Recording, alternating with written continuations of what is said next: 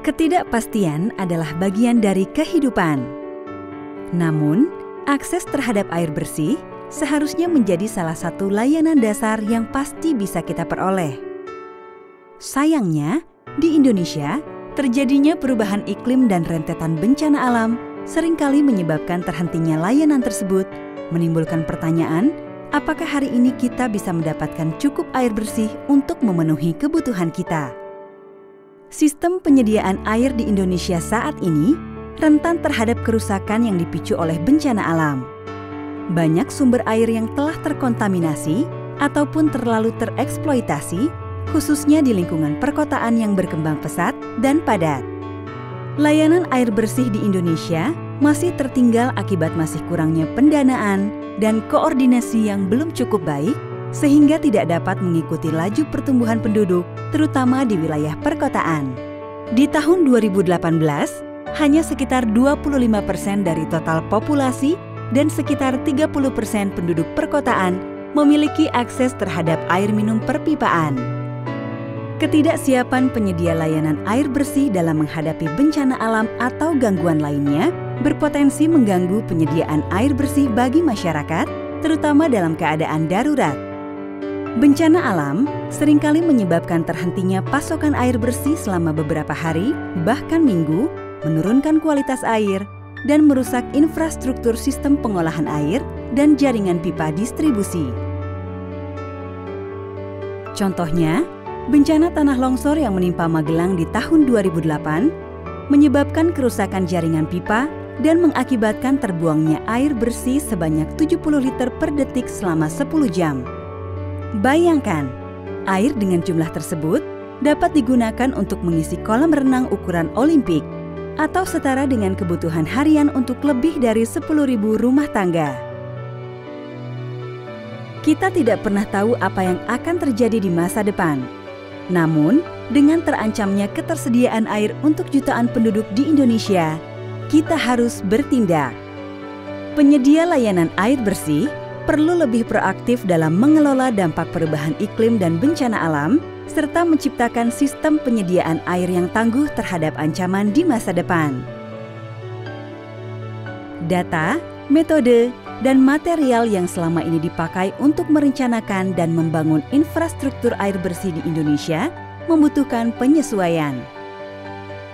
Kita butuh cara baru dalam membangun dan mengelola sistem penyediaan air bersih, serta menerapkan pola pikir pengambilan keputusan yang berbasis risiko. Bagaimana caranya? Bayangkan kita sebagai penyedia layanan air bersih yang melayani daerah perkotaan yang padat. Sistem air bersih kita menggunakan sumber air baku yang berasal dari waduk untuk selanjutnya diolah di instalasi pengolahan air dan disimpan di dalam menara air sebelum dialirkan ke daerah perkotaan melalui jaringan perpipaan. Namun, daerah kita seringkali dilanda hujan lebat dan lebih dari 100 km dari daerah kita terdapat gunung api yang masih aktif. Kita semua tahu bencana alam dapat mengancam sistem penyediaan air bersih. Namun saat ini, kita belum tahu mana bagian sistem yang rentan dan berisiko terdampak, serta berapa besar risikonya. Ketidakpastian tersebut dapat kita kurangi dengan melakukan penilaian risiko secara berkala sebagai bagian dari perencanaan keberlangsungan bisnis. Penilaian risiko membantu kita untuk mengetahui bagian sistem dan infrastruktur yang rentan dan memikirkan cara melindungi sistem tersebut. Penilaian risiko terdiri dari 3 langkah, yaitu mengenali potensi bahaya, menganalisa risiko, dan mengevaluasi berbagai opsi untuk meningkatkan keandalan dan keamanan sistem. Langkah pertama adalah mengenali potensi bahaya dengan menggunakan peta risiko bencana. Dengan memahami risiko perubahan iklim dan bencana alam, kita akan mampu menciptakan desain yang tepat dan dapat mengakomodir rencana pengembangan di masa mendatang. Sebagai contoh dalam kasus ini, kita mungkin menemukan bahwa daerah kita jauh dari gunung berapi aktif dan tidak ada risiko terpapar bahaya tsunami, namun rawan terkena banjir, longsor, dan gempa bumi. Langkah kedua adalah melakukan analisa risiko yang dapat ditimbulkan oleh bahaya yang telah diidentifikasi di langkah sebelumnya. Kita menemukan bahwa tanah longsor yang kerap terjadi di area ini dapat meruntuhkan menara air dan merusak jaringan perpipaan. Banjir dapat merusak peralatan di instalasi pengolahan, serta gempa bumi dapat mengakibatkan keretakan di menara air, waduk, dan merusak jaringan perpipaan. Langkah terakhir adalah bekerja sama dengan para pemangku kepentingan seperti pemerintah daerah untuk mengevaluasi prioritas investasi untuk membangun sistem penyediaan air bersih yang berdaya tahan tinggi.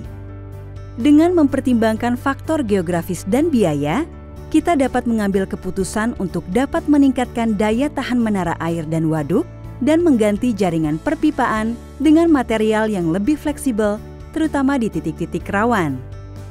Tentunya, masing-masing sistem dan area akan membutuhkan solusi yang berbeda, disesuaikan dengan tantangan yang dihadapi.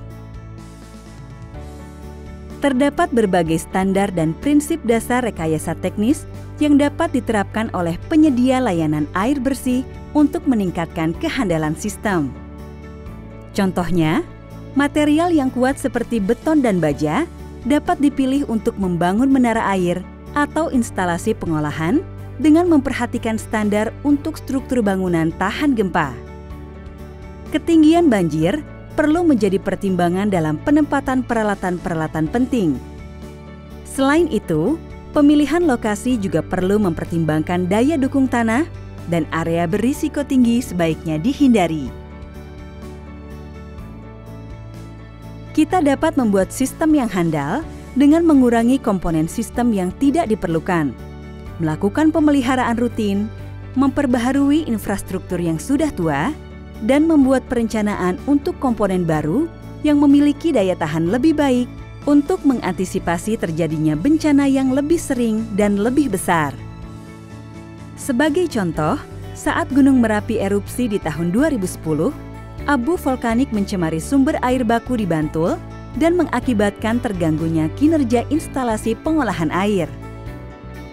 Di Magelang, penyedia layanan air bersih telah mengidentifikasi risiko tersebut dan membangun struktur beton untuk melindungi sumber air dari kontaminasi abu vulkanik. Struktur tersebut berhasil menjaga kelima sumber air tetap bersih dan terbebas dari kontaminasi. Bank Dunia telah menyusun sebuah laporan teknis yang menyajikan contoh-contoh solusi teknis, rekomendasi perencanaan teknis, dan pengelolaan ketangguhan sistem air di perkotaan yang aman dan handal. Laporan tersebut juga menyajikan rekomendasi praktik-praktik baik terkait prosedur perencanaan serta langkah-langkah konkret rekayasa teknis yang dapat digunakan untuk meningkatkan keandalan sistem penyediaan air bersih dan informasi yang dibutuhkan oleh praktisi dalam mengenali dan mengurangi risiko. Pemerintah dapat memberikan dukungan melalui mekanisme pembiayaan, peraturan yang kuat, dan memberikan insentif untuk mendorong praktik-praktik yang baik.